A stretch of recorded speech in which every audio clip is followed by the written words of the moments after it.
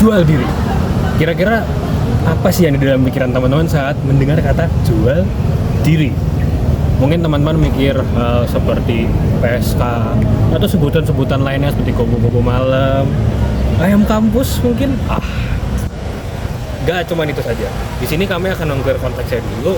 Jual diri yang dimaksud adalah mereka yang memperjualkan dirinya sendiri, entah itu dijadikan sebagai bahan seksual seperti PSK dan semacamnya seperti yang kita sebutkan sebelumnya, atau mereka yang mungkin mengarah ke sifat yang gak 18 plus mungkin seperti rental pacar.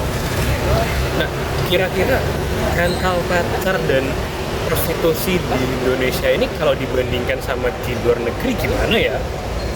Kita lihat.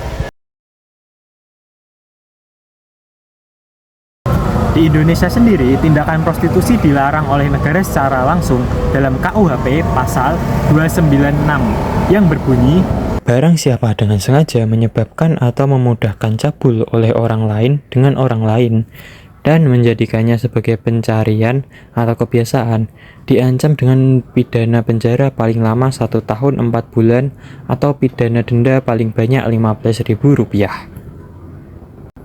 namun di negara Skandinavia seperti Belanda justru malah melegalkan aktivitas ini. Pada tahun 2000, konstitusi negara Belanda mencabut larangan atas rumah prostitusi atau brothel. Selanjutnya, brothel yang beroperasi harus mendaftarkan izin ke pemerintah. Hal ini diinisiasikan agar pekerja seks dapat menjadi pembayar pajak dan tidak bergantung pada pemilik brothel ataupun gangster.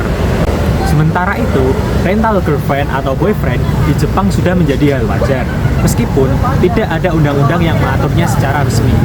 Contohnya, sebuah website Fukao Krenkano yang telah memiliki customer hingga 60.000 orang dengan lokasi perusahaan yang tersebar di berbagai kota-kota besar di Jepang.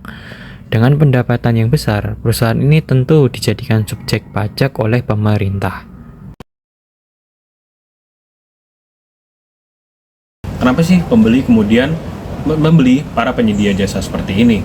Yang pertama, membeli penyedia jasa ini karena mereka tidak dapat melakukan hubungan konvensional pada saat itu. Mereka tidak dapat mencurahkan tenaganya, tidak mungkin dapat mencurahkan duitnya, sehingga memutuskan untuk memberikan diri ke arah prostitusi atau ketersewaan tersebut. Yang kedua adalah mereka yang penasaran atau mungkin tidak puas dengan kehidupan seksualnya sehari-hari.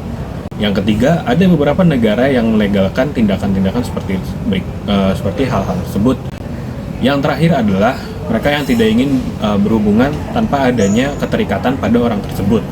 Karena di saat mereka membeli pacar sewaan atau prostitusi tersebut, mereka hanya melakukan ya sudah 1 kali transaksi saja dan kemudian tidak ada hubungan apapun lain pada berikutnya.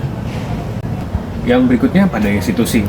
Nah, individu-individu yang menyadari keadaan sosial ini kemudian membentuk kelompok atau institusi bagi para penyedia jasa seperti ini. Dari institusi yang terbentuk ini, mereka bisa mendapatkan uang dari hasil komisi yang dilakukan oleh para penyedia jasa. Di satu sisi, mereka bisa mendapatkan uang tersebut, tapi juga di sisi lain, mereka bisa menerapkan aturan bagi yang pertama para penyedia jasa, dan yang kedua untuk para pembeli. Nah, para pembeli ini diberikan aturan agar hak para penyedia jasa ini masih tetap terjaga. Dan di sisi lain, pembeli juga diwajibkan untuk bertanggung jawab atas semua biaya yang terjadi dalam 1 kali transaksi tersebut.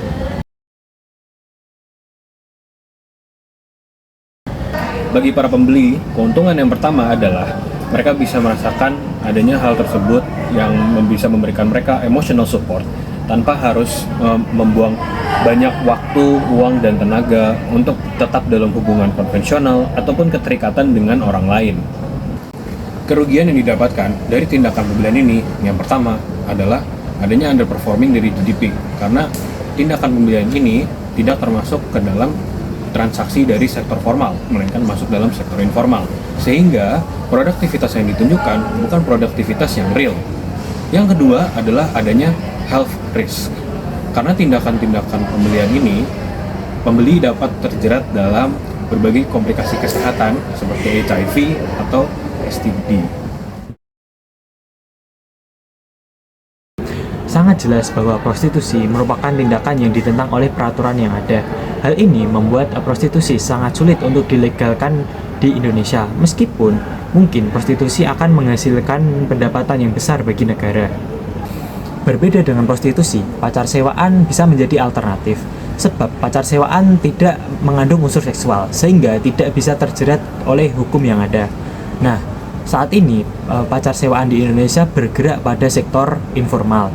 Padahal penginstitusian dari kegiatan ini dapat melindungi hak pekerja dan dapat melindungi dari kartelisasi pasar yang ada.